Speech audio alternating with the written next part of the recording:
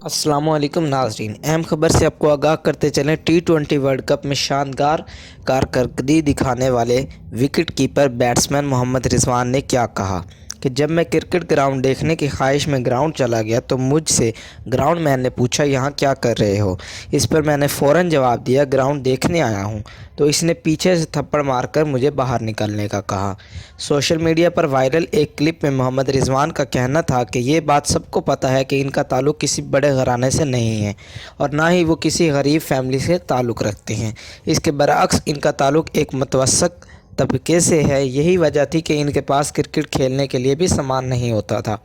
Social media accounts के हवाले से मोहम्मद रिजवान ने बताया कि इनके पास फेसबुक अकाउंट नहीं है, सिवाय ट्विटर और इंस्टाग्राम के तस्दीक शुदा अकाउंट्स के इनका कोई और अकाउंट नहीं है। एक व्हाट्सएप अकाउंट है जो कि सिर्फ फैमिली के लिए रखा हुआ है।